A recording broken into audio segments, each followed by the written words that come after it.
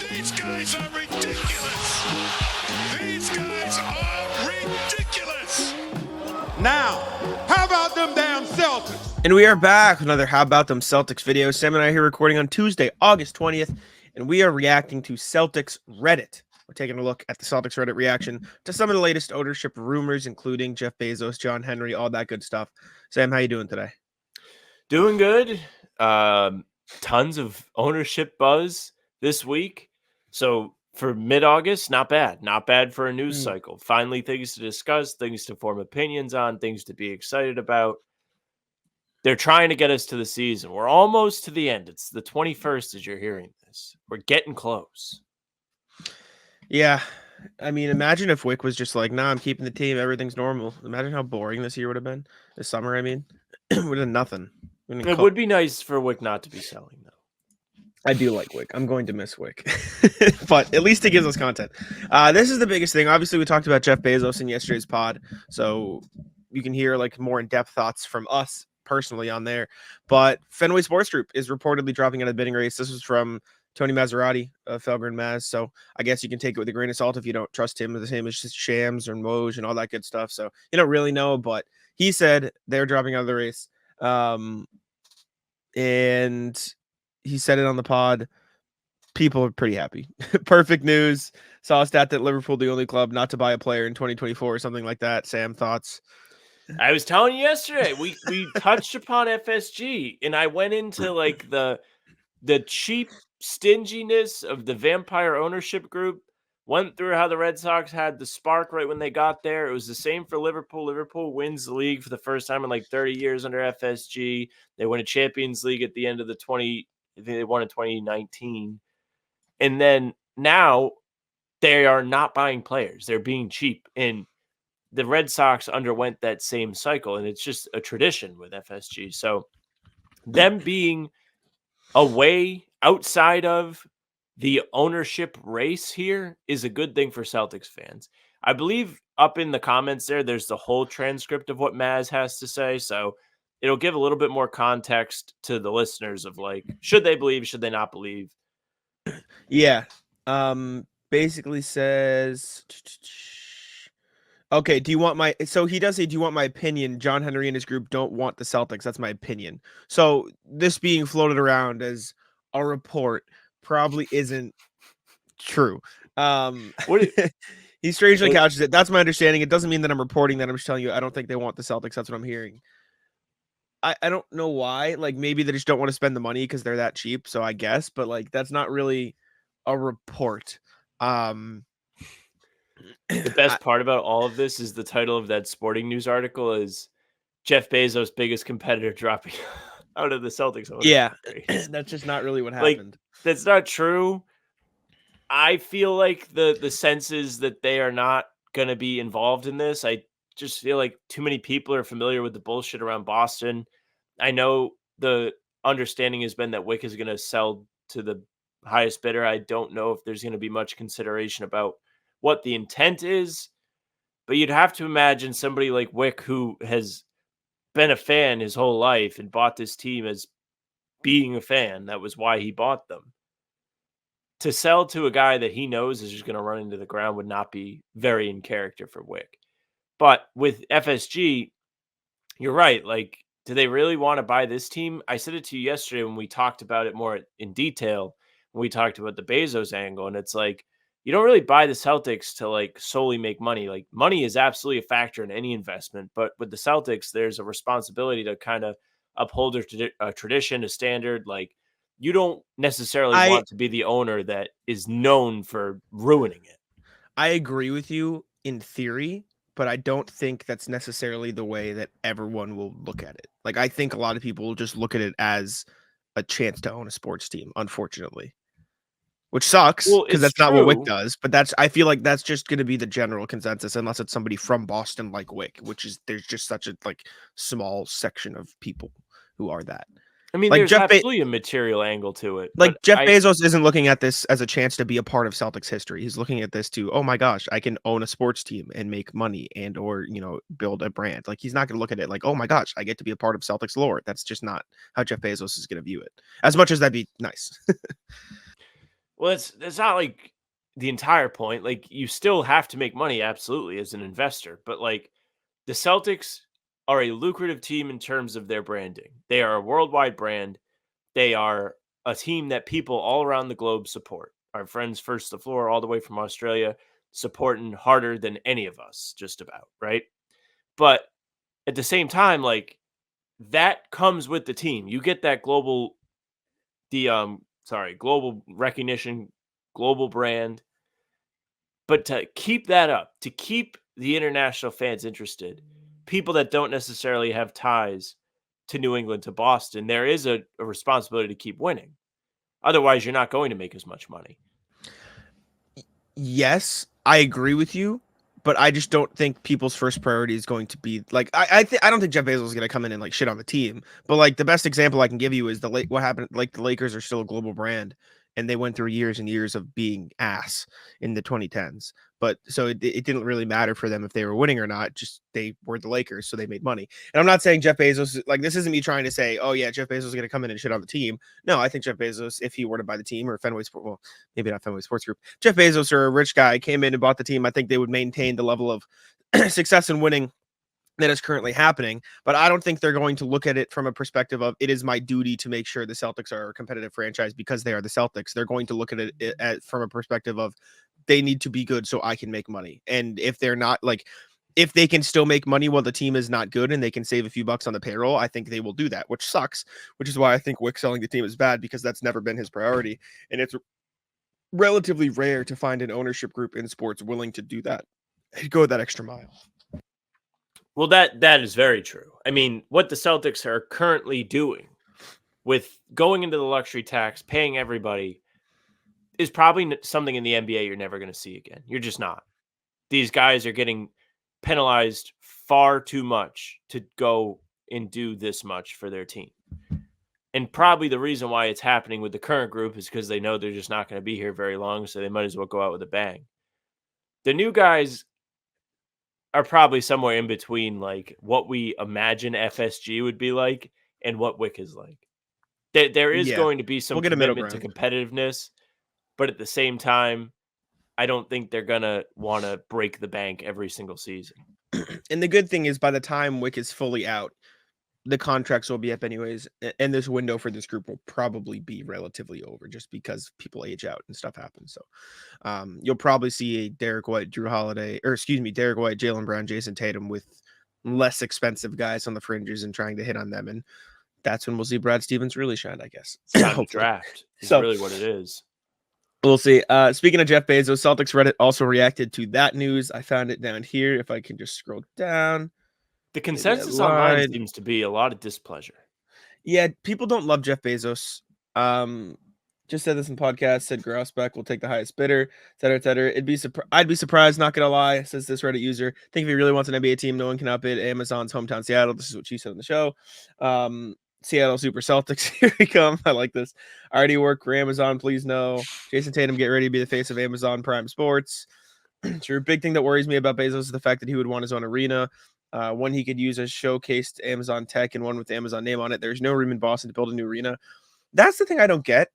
I love TD Garden. It's great. I love it. It's whatever.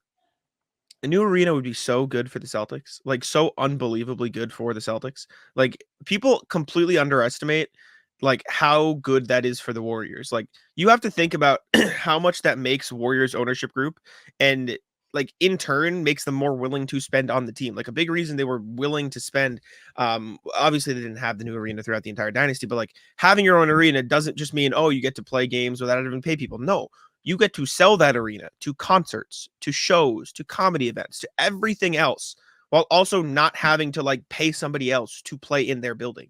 Like that is a huge advantage. And like, look at the Clippers, look at Steve Ballmer, look what they're doing. Like they're building their own arena, which they can then sell out. Like you can have fucking Taylor Swift play that. You can have, Drake play that. You can have whatever and make a bunch of money selling out your own venue. And so as great as TD Garden is, then another point I saw is, it's not like TD Garden has all of the Celtics history. That was the Boston Garden. And I know it was transformed, but like they completely rebuilt that. And so I saw somebody say online of like, oh, just have them play half their games at TD Garden, half their games at New Amazon Arena. That just That wouldn't would not happen. happen. That just isn't how it would Can you work. But imagine like, people buying tickets and being confused on which building they have to go to? yeah. But regardless, I don't think having to build a new arena or the Celtics having a new arena would be the end of the world. And I think it would be a good opportunity to make the owner, i.e., in this case, Jeff Bezos, more willing to spend on the team in general. Yeah, I mean the spending angle of it is true. The Warriors have had their own arena now for what? I want to say 3 or 4 years. When did Let me Chase look. Center officially open and Oracle close?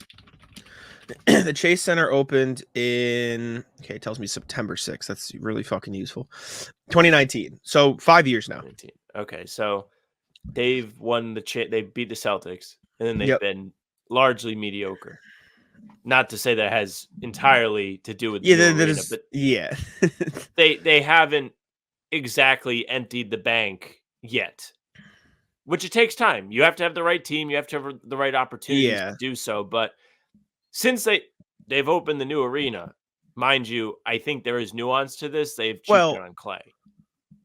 And I don't yes. know if they wanted to pay Clay. I know there's more to it than just we want to pay him, we don't want to pay him. The relationship was kind of frayed and he was like not himself. He wasn't confident. It was kind of affecting the team. Like there are plenty of factors that played into it being time to move on.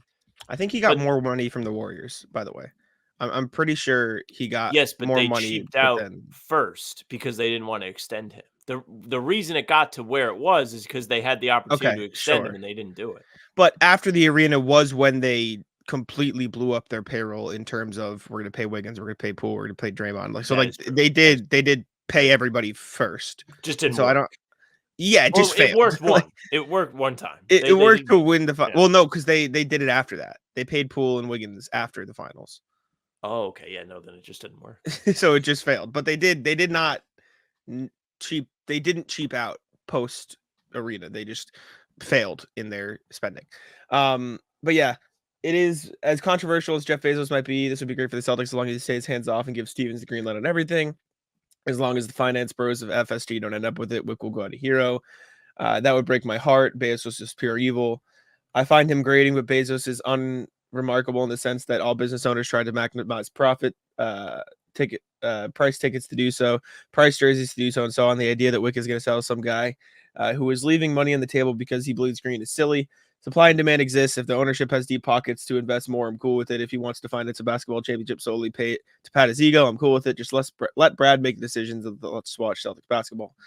It is what it is. People don't love Bezos, but I guess they kind of like understand the necessary evil of cost of doing business and stuff like that. Sure. All right, let's see what else is there on Reddit. We'll do a quick peruse now that we've seen those. Let's go to the top here. FSG, blah, blah, blah. Most playoff wins off the bench over the last 5 seasons. 37. Peyton Pritchard leading the way. Shout out Pritchard. I guess being on the Celtics have the most playoff wins. Do the Celtics have the most playoff wins over the last 5 years? That's got to be true, right? Let's see. I would imagine. Most NBA playoff wins by a team since 2019. Let's see. Yes, by far. They have 50. No, they have 57. The Nuggets have 44. It's just not even close. Who on our roster would make the best coach in the future? I feel like Drew's the most obvious answer, but I don't know. There's some about Pritchard that makes me think he's so psychotic that he would be a good coach. Maybe. That's a good question. I feel like Pritchard's whole life. I mean, it's hard to say this doesn't apply to every NBA player, but it feels like him more than most. His whole life has been basketball. Yeah, I feel like Jalen would be my pick. I think Jalen would be a good coach. He'd be weird, but he'd be a good coach. Who else? What else I should say? How did the Celtics go from the heartbreak of the 22 finals to securing Banner and they tell you literally in part 1 of the 4-part. Okay, well, this is just what's it called? The promotion. Somebody posted this. Every sports has them. The team everyone hates. Sure. Everyone hates the Celtics. Whatever. Gilbert Arenas believes everyone is out to get Jason Tatum and Jaylen Brown. Fuck this guy, man. This guy's an ass. I hate this I'm guy. sick and tired of Gilbert Arenas Arenas. sucks. Because like just 2 months ago, he was talking about like, oh, blah, blah, this Celtics sucks, blah blah blah. This guy sucks. He was also like just being really racist, really like there's a word for it, like Xenophobic is what it's xenophobic. called. Yeah. Like Gilbert Arenas sucks. Don't listen to Gilbert Arenas. Bleacher Report predicted the Celtics to go 56-26. I get it. Fair. Like People are pissed. yeah, I don't know why people are pissed. Porzingis is hurt. There's the championship hangover. You're inevitably like just even if it's not consciously like subconsciously going to care less about the regular season because you know you can win a title. Like that's going to happen. Like it's just naturally going to happen. The most interesting thing I've seen on Reddit is this thing. They're doing a board of different selections. So every day they have people vote on underrated, overrated, best in Celtics history, and they've done 3 so far. They've done the most underrated player, overrated player, and the best player in Celtics history. Who is that in the top left? I can't see. Casey 25? Jones, I think. Okay, yeah. Casey Jones. Yeah, 25. Casey Jones is most underrated ever. Antoine Walker is most overrated ever, and Bill Russell is the best ever. Thoughts? Don't say. I mean, I think Bill Russell deserves the title. He won the most championships. He was a key piece throughout Celtics history. He was the first ever player coach in the NBA. He was just an incredible force off the court in terms of social justice as well. Casey Jones, I mean, was a key part of those championship teams too. Like he was the one running the show at point guard. Like I think he does deserve more credit than probably people give him. He was also the coach of the Larry Bird Celtics for a while. And Antoine Walker, I guess, like it's fair to say he's overrated just because those teams, they made the conference finals once and then never really had any more sustained success with the Celtics.